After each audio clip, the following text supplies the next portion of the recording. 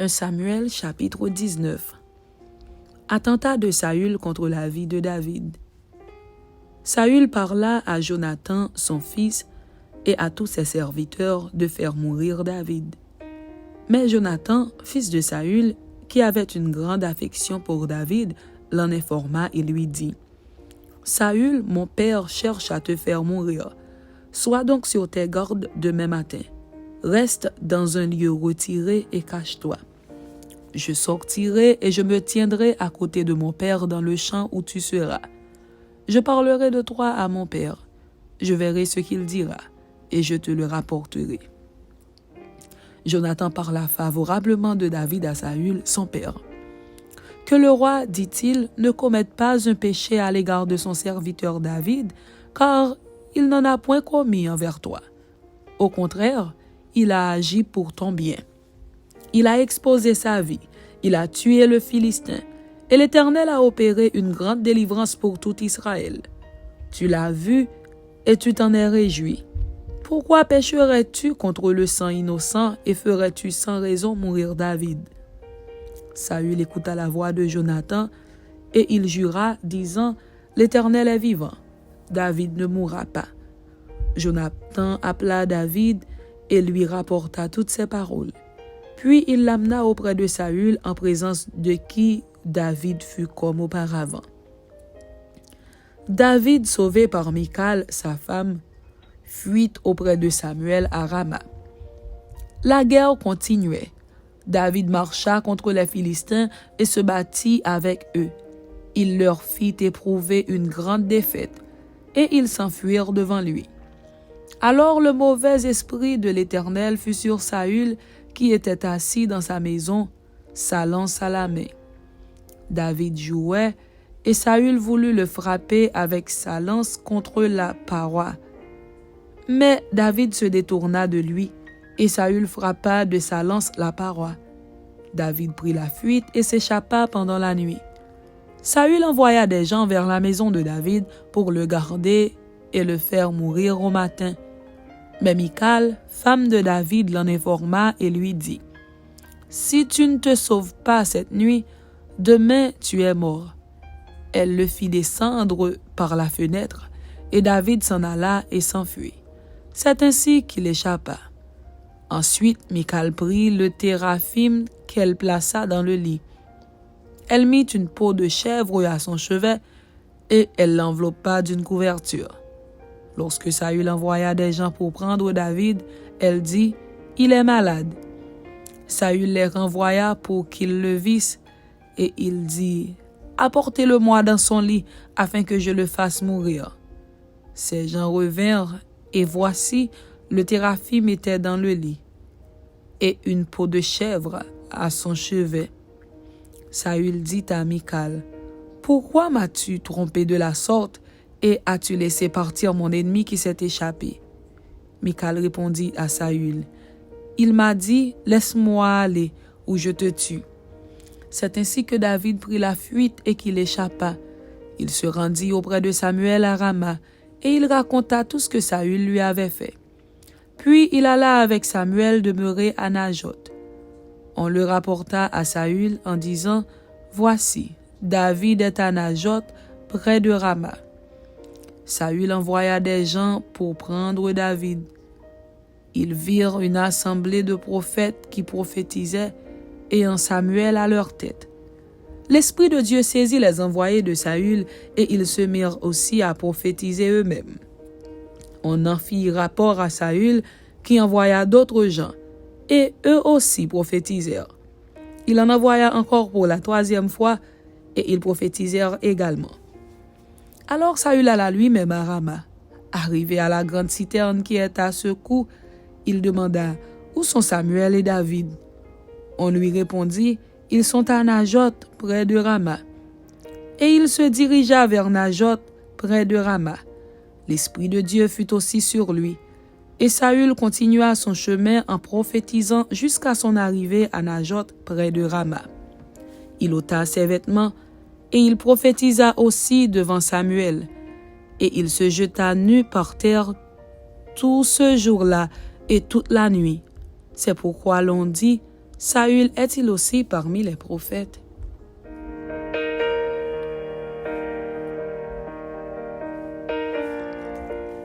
Un Samuel chapitre 20. David, informé par Jonathan des dispositions hostiles de Saül. Les deux amis prennent congé l'un de l'autre. David s'enfuit de Najoth près de Rama. Il alla trouver Jonathan et dit, « Qu'ai-je fait? Quel est mon crime? Quel est mon péché aux yeux de ton père pour qu'il en veuille à ma vie? » Jonathan lui répondit, « Loin de là, tu ne mourras point. Mon père ne fait aucune chose, grande ou petite, sans m'en informer. Pourquoi donc mon père me cacherait-il celle-là? Il n'en est rien. » David dit encore, en jurant, « Ton père sait bien que j'ai trouvé grâce à tes yeux. » Et il aura dit, « Que Jonathan ne le sache pas. Cela lui ferait de la peine. Mais l'Éternel est vivant et ton âme est vivante. Il n'y a qu'un pas entre moi et la mort. » Jonathan dit à David, « Je ferai pour toi ce que tu voudras. » Et David lui répondit, « Voici, c'est demain la nouvelle lune, et je devrais m'asseoir avec le roi pour manger. Laisse-moi aller, et je me cacherai dans les champs jusqu'au soir du 3e jour. Si ton père remarque mon absence, tu diras, David m'a prié de lui laisser faire une course à Bethléem, sa ville, parce qu'il y a pour toute la famille un sacrifice annuel. Et s'il dit, c'est bien, ton serviteur alors n'a rien à craindre. Mais si la colère s'empare de lui, sache que le mal est résolu de sa part. Montre donc ton affection pour ton serviteur, puisque tu as fait avec ton serviteur une alliance devant l'Éternel. Et s'il y a quelque crime en moi, ôte-moi la vie toi-même, car pourquoi me mènerais-tu jusqu'à ton père? » Jonathan lui dit, « Loin de toi la pensée que je ne t'informerai pas, si j'apprends que le mal est résolu de la part de mon père et menace de t'atteindre. » David dit à Jonathan, « Qui m'informera dans le cas où ton père te répondrait durement? » Et Jonathan dit à David, « Viens, sortons dans les champs. » Et ils sortirent tous deux dans les champs. Jonathan dit à David, « Je prends à témoin l'Éternel, le Dieu d'Israël. Je sonderai mon père demain ou après-demain. Et dans le cas où il serait bien disposé pour David, si je n'envoie vers toi personne pour t'en informer, que l'Éternel traite Jonathan dans toute sa rigueur. Dans le cas où mon père trouverait bon de te faire du mal, je t'informerai aussi et je te laisserai partir, afin que tu t'en ailles en paix, et que l'Éternel soit avec toi, comme il a été avec mon père. Si je dois vivre encore, veuille user envers moi de la bonté de l'Éternel. Et si je meurs, ne retire jamais ta bonté envers ma maison, pas même lorsque l'Éternel retranchera chacun des ennemis de David de dessus la face de la terre. Car Jonathan a fait alliance avec la maison de David.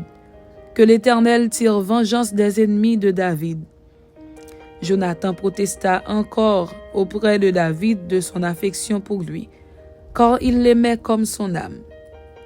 Jonathan lui dit, « C'est demain la nouvelle lune. On remarquera ton absence, car ta place sera vide. Tu descendras le 3e jour jusqu'au fond du lieu où tu t'étais caché le jour de l'affaire, et tu resteras près de la pierre des ailes. Je tirerai 3 flèches du côté de la pierre, comme si je visais un but. Et voici, j'enverrai un jeune homme, et je lui dirai, va, trouve les flèches. Si je lui dis, voici, les flèches sont en deçà de toi, prends-les. Alors viens, car il y a paix pour toi, et tu n'as rien à craindre. L'Éternel est vivant. Mais si je dis au jeune homme, voici, les flèches sont au-delà de toi, alors va-t'en, car l'Éternel te renvoie.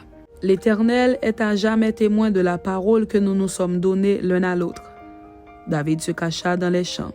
C'était la nouvelle lune, et le roi prit place au festin pour manger. Le roi s'assit comme à l'ordinaire sur son siège contre la paroi. Jonathan se leva et Abner s'assit à côté de Saül. Mais la place de David resta vide.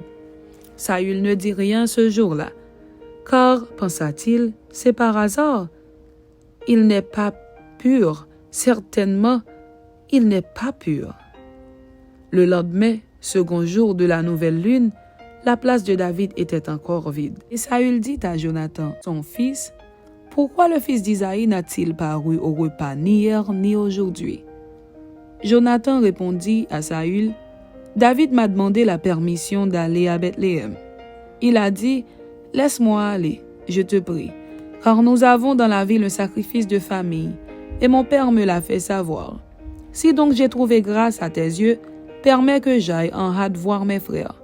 C'est pour cela qu'il n'est point venu à la table du roi. » Alors la colère de Saül s'enflamma contre Jonathan, et il lui dit, « Fils pervers et rebelle, ne sais-je pas que tu as pour ami le fils d'Isaïe à ta honte et à la honte de ta mère? Car aussi longtemps que le fils d'Isaïe sera vivant sur la terre, il n'y aura point de sécurité ni pour toi ni pour ta royauté. Et maintenant, envoie le chercher et qu'on me l'amène, car il est digne de mort. » Jonathan répondit à Saül, son père, et lui dit, « Pourquoi le ferait-on mourir? Qu'a-t-il fait? » Et Saül dirigea sa lance contre lui pour le frapper. Jonathan comprit que c'était chose résolue chez son père que de faire mourir David. Il se leva de table dans une ardente colère et ne participa point au repas le second jour de la nouvelle lune, car il était affligé à cause de David, parce que son père l'avait outragé. Le lendemain matin, Jonathan alla dans les champs au lieu convenu avec David, et il était accompagné d'un petit garçon. Il lui dit, « Cours, trouve les flèches que je vais tirer. » Le garçon courut, et Jonathan tira une flèche qui le dépassa. Lorsqu'il arriva au lieu où était la flèche que Jonathan avait tirée, Jonathan cria derrière lui, « La flèche n'est-elle pas plus loin que toi? » Il lui cria encore, « Vite, hâte-toi, ne t'arrête pas. » Et le garçon de Jonathan ramassa les flèches et revint vers son maître. Le garçon ne savait rien. Jonathan et David seuls comprenaient la chose.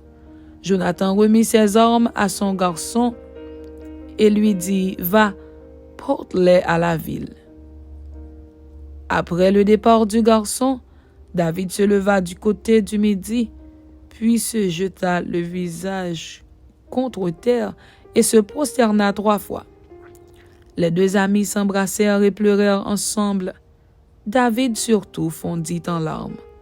Et Jonathan dit à David, « Va en paix, maintenant que nous avons juré l'un et l'autre au nom de l'Éternel, en disant que l'Éternel soit à jamais entre moi et toi, entre ma postérité et ta postérité. » David se leva et s'en alla, et Jonathan rentra dans la ville. Amen. C'était 1 Samuel chapitre 19 et 1 Samuel chapitre 20. Que Dieu vous bénisse. Amen.